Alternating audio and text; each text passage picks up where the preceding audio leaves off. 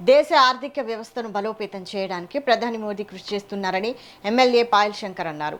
ప్రధాని ఆలోచనను ప్రతి ఒక్కరూ పాటించాలని ఎమ్మెల్యే పిలుపునిచ్చారు. ఆదిలాబాద్ పట్టణంలోని కుమ్మరివాడ వార్డులో పాయల్ శంకర్ సైక్లింగ్ చేస్తూ పర్యటించారు.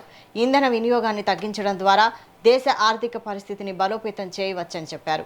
ప్రపంచవ్యాప్తంగా నెలకొన్న పరిస్థితుల నేపథ్యంలో దేశ ఆర్థిక వ్యవస్థ నిలకడగా ఉండాలంటే పెట్రోల్, డీజిల్ వంటి దిగుమతి ఇంధనాల వినియోగాన్ని తగ్గించాలన్నారు. అలాగే బంగారం కొనుగోళ్లను కూడా నియంత్రించాలని ప్రధాని పిలుపునిచ్చారని చెప్పారు.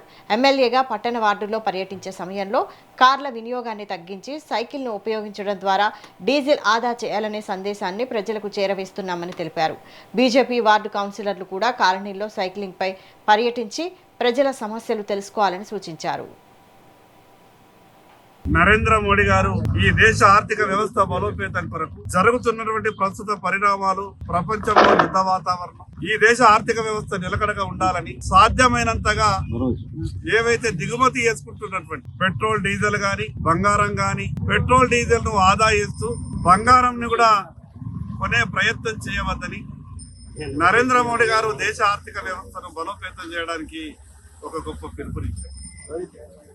ఆ యొక్క పిలుపుని స్ఫూర్తిగా తీసుకొని నేను ఒక ఆదిలాబాద్ శాసనసభ్యునిగా ఈ ఆదిలాబాద్ పట్టణంలో వార్డులలో తిరిగేటటువంటి సందర్భంలో కారుని వాడకుండా ఆ యొక్క కారులో పోసేటటువంటి డీజిల్, పెట్రోల్ ని ఆదా చేయాలని సైకిల్ ద్వారా నేను గాని, అదే విధంగా మా గన్మెన్లు గాని, మిగతా నా సహచర పార్టీ కార్యకర్తలు, నాయకులమంతా కూడా మేము సైకిల్ ని ఉపయోగించాలని నిర్ణయం తీసుకొని ఈ రోజు కనీసం రోజుకొక వార్డు, 2 వార్డులు తిరిగినటువంటి సందర్భంలో దూర ప్రయాణాలకు కారుని వాడిన దగ్గర ఉన్నటువంటి ఏవైతే మనం కొన్ని వార్డులు విజిట్కి వెళ్తామో ఆ సందర్భంలో మన సైకిల్ ని వినియోగించాలన్నటువంటి ఆలోచనతో